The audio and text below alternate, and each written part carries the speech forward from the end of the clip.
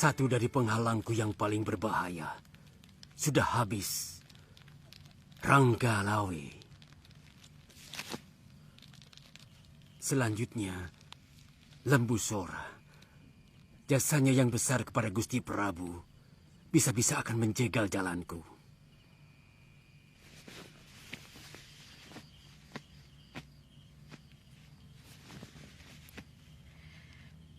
Apa tindakan Kakang tidak berbahaya? Bagaimana kalau Gusti Prabu tahu bahwa Kakanglah yang berdiri di belakang semua kerusuhan? Kamu tidak usah cemas, Nyai. Mulai sekarang, berhatilah sebagai istri seorang Mahapati. Karena saatnya tidak lama lagi. Sebentar lagi, Lembu Sora akan tersingkir. Baru kemudian, saya Karapati Nambi. Sepulangnya dari Tuban, Lembu Sora langsung menghadap ke Sang Prabu untuk menyampaikan permintaan maaf atas kehilafannya. Peristiwa Sungai Tambak Beras yang menyaksikan tewasnya Ronggolawe dan Senopati Majapahit ke Buanabrang. Hal itu adalah kehilafan Lembu Sora karena dia tidak tega melihat keponakannya Ronggolawe disiksa dan dibunuh secara kejam. Karena bagaimanapun Ronggolawe adalah orang yang sangat berjasa ke atas berdirinya negeri Majapahit. Pada saat itu, Sang Prabu mengingatkan kepada Lembu Sora supaya tidak terlalu cemas. Sang Prabu baru akan menghukum Lembu Sora jika ada tuntutan bela patih daripada keluarga ke Buanabrang. Karena Sang Prabu tidak mau mendengar dari sebelah pihak demi keutuhan dan kesejahteraan rakyatnya dan para pembesar-pembesar kerajaan Majapahit. Lembu Sora sudah mengakui dengan jujur atas kehilafannya membunuh ke Buanabrang. Karena dia membunuh ke Buanabrang atas dasar membela keponakannya yang disiksa dan dibunuh secara kejam oleh Senopati ke Buanabrang. Namun di sisi lain, dia Halayuda dan para pengikutnya telah mendesak Patih Nambi untuk mengajukan tuntutan dari Mahesa Truna kepada Sang Prabu demi tegaknya Undang-Undang Gutara Manawa. Meskipun Patih Nambi mencela karena Lembu Sora adalah orang yang paling berjasa kepada Sang Prabu dan negara Majapahit. Namun Halayuda tetap bersikeras supaya menegakkan Undang-Undang Gutara Manawa dan melupakan jasa-jasa Lembu Sora terhadap negeri Majapahit. Hal ini merupakan salah satu daripada rancangan Halayuda untuk menyingkirkan Lembu Sora demi mencapai apa yang dia cita-citakan, yaitu menjadi Mahapatih Pancari Wilwatikta. Karena menurut Halayuda, Lembu Sora adalah batu sandungan untuk dia menjadi Mahapati. Jadi tidak boleh tidak, Lembu Sora harus disingkirkan daripada Nayaka Majapahit. Hal ini merupakan salah sebuah fitnah yang mengorbankan dan menghalalkan segala cara, termasuk mengorbankan temannya satu perjuangan.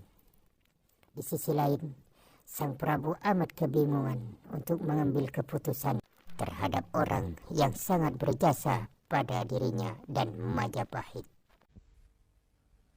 Ini yang sangat menyulitkan diriku.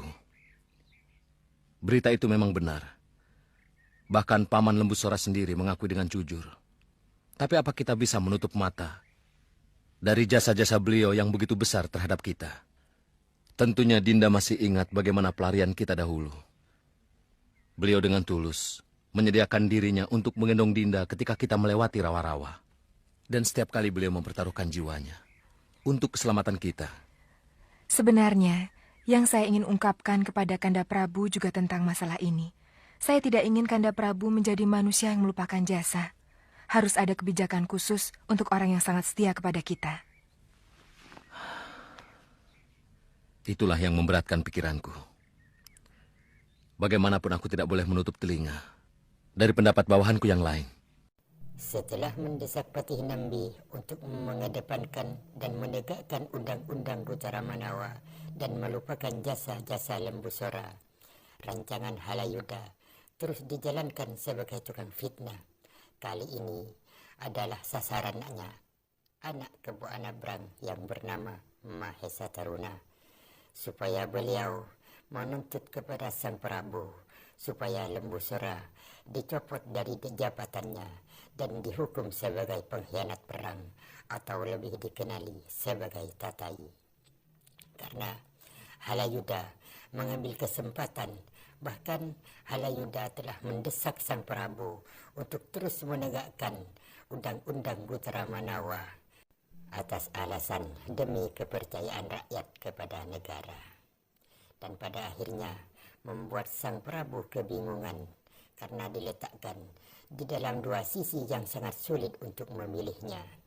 Pertama, Lembu Sora adalah orang yang sangat berjasa kepada beliau dan berdirinya Majapahit.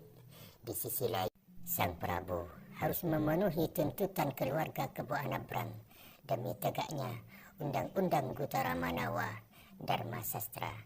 Hal ini tidak lain adalah akibat fitnah Halayuda yang menjilat siapapun demi cita-cita yang mereka raih untuk menjadi Mahapati Pancari Wilwatikta. Saat Sang Prabu kebingungan untuk memilih sama ada menghukum Lembu Sora atau mengampuni beliau, Halayuda datang untuk menghadap dan mendesak Sang Raja untuk cepat-cepat mengambil keputusan tentang hukuman Lembu Sora. Karena beliau ingin sekali Lembu Sora cepat-cepat tersingkir dari Nayaka Majapahit. Dengan penuh penyesalan dan penuh kasihan, Sang Prabu menyanggupi untuk membacakan hukuman dan menjatuhkan hukuman kepada seorang yang sangat berjasa kepada Majapahit, yaitu Lembu Sora. Hal ini merupakan hal yang ditunggu-tunggu oleh si tuan fitnah dia Halayuda, agar mereka menjalankan cita-citanya dengan mulus untuk menguasai dan menjadi Mahapati di kerajaan Majapahit. Kalau itu yang mereka inginkan, akan aku lakukan. Dan kalian akan menyaksikan seorang raja dengan tega melupakan jasa dan budi seorang manusia yang baik kepadanya. Dengarkan sabdaku. Mulutku adalah bagian dari Undang-Undang Gutara Manawa Dharma Sastra yang akan menghakimi seorang yang dituduh sebagai seorang tatayi, seorang pembunuh, yaitu Mapatih Ridaha, Lembu Sora, atas gugatan Mahesa Taruna atas kematian ayahnya. Sebagai Sang Prabu Wilwatikta, aku melihat kematian itu bukan pembunuhan secara pribadi, tapi pengkhianatan kepada kerajaan. Maka, hukum bela pati yang akan dilakukan oleh Mahesa Taruna tidak sah untuk dilakukan. Semua kembali ke raja. Hukuman bagi seorang pengkhianat adalah, pertama, pencabutan seluruh kepangkatan yang telah kuanugerahkan kepada Lembu Sora dan menyerahkannya kepada Mahesa Taruna. Selanjutnya adalah hak raja untuk menentukan hukuman secara tertulis kepada tertuduh yang akan kuputuskan dalam beberapa hari ini.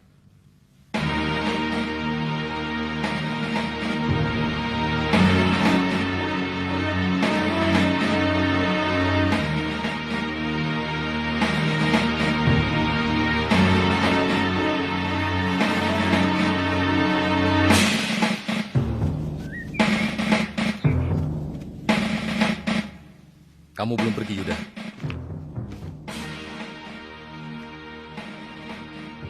Boleh hamba memohon sesuatu, Gusti?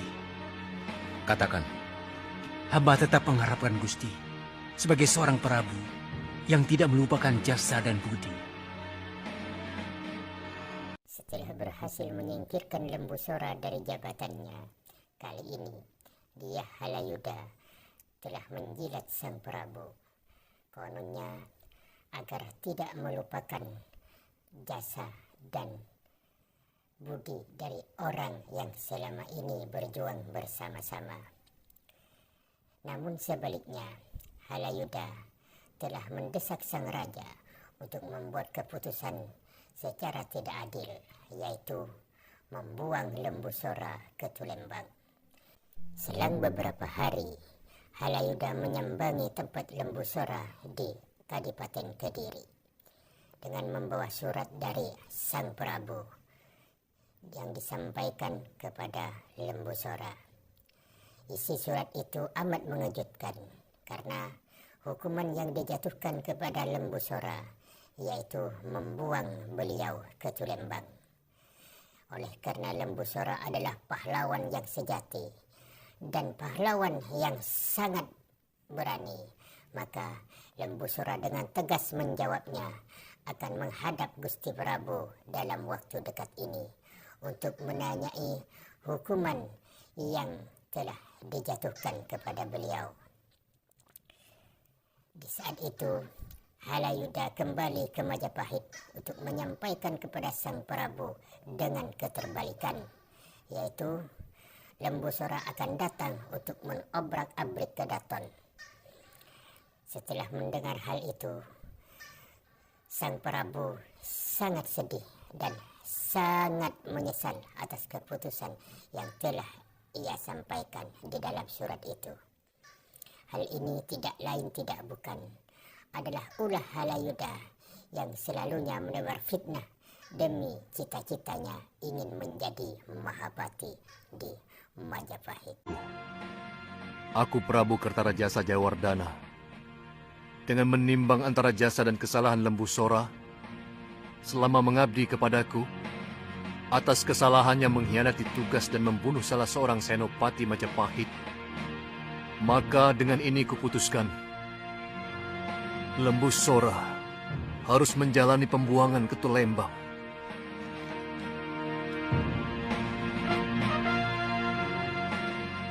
Saya lebih memilih menjalani hukuman mati sebagai seorang tatayi.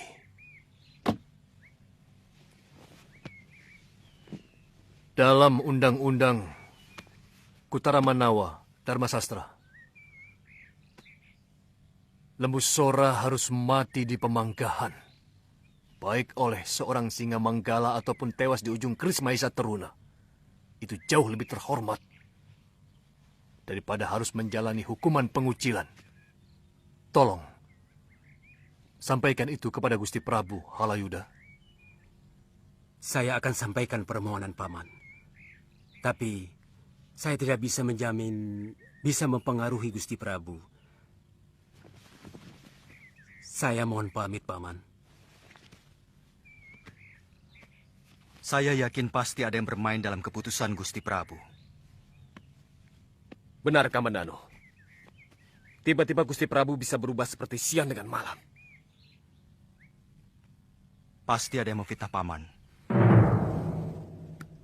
Ampun, Gusti Prabu.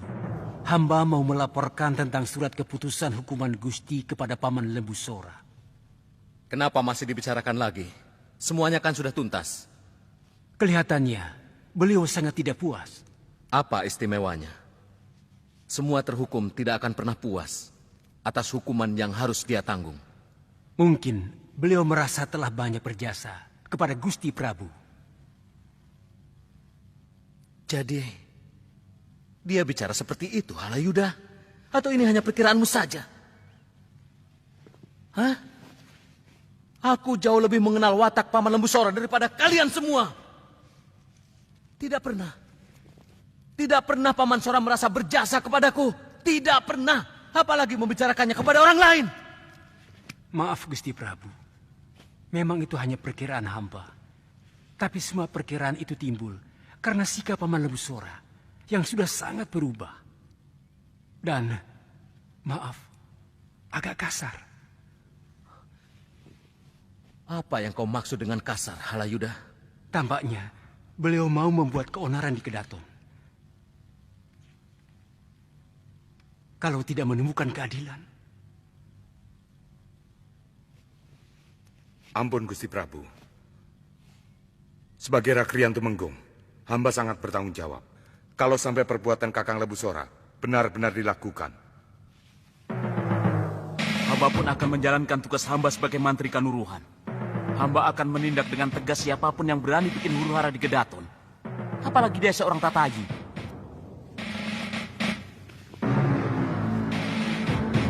Lakukan. Lakukan apa yang pantas kalian lakukan kepada bekas pahlawan Majapahit.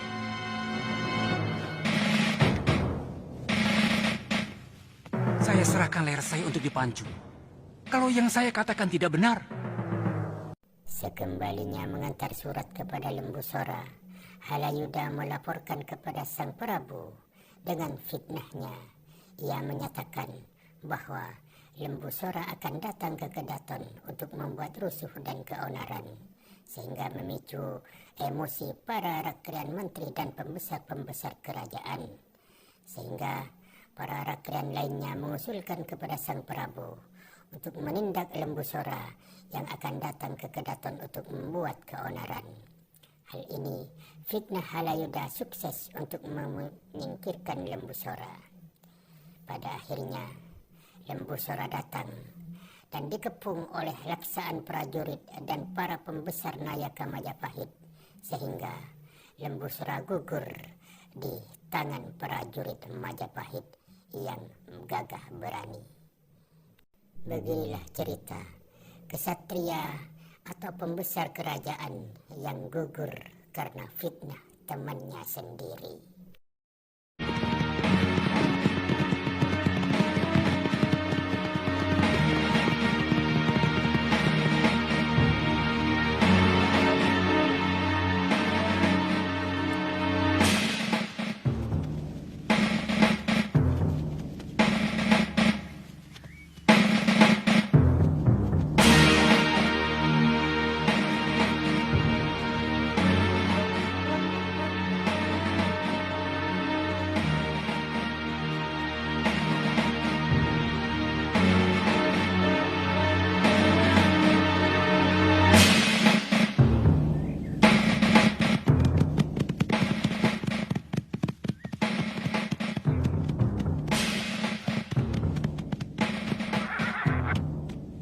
Apa yang kalian lakukan kepada seorang pejuang Majapahit? Maaf Gusti, kami hanya melakukan tugas.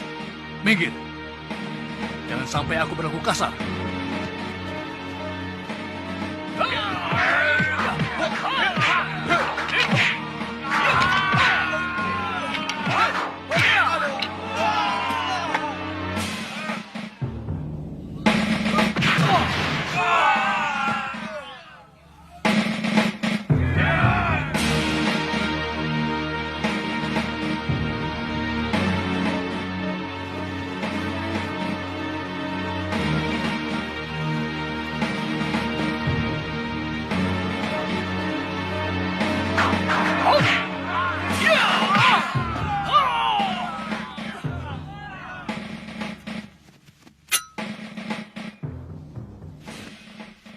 Begini cara kalian untuk menaikkan nama?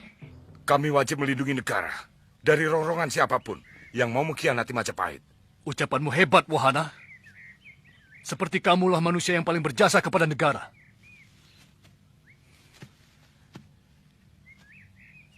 Camkan. Yang kalian hadapi adalah manusia yang sudah kenyang dengan perjuangan. Bahkan sejak Majapahit belum ada di angan-angan siapapun. Maka jangan bicara soal kepahlawanan di hadapanku. Seorang pahlawan selalu setia kepada negara sampai akhir pengabdiannya, Paman Sora. Jangan mentahkan lagi persoalan.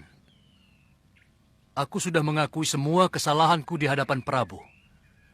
Dan kedatanganku kemari untuk menuntut hukuman yang lebih terhormat bagi seorang kesatria. Apa seorang pengkhianat masih berhak untuk dihormati, Paman Sora? Kurang ajar!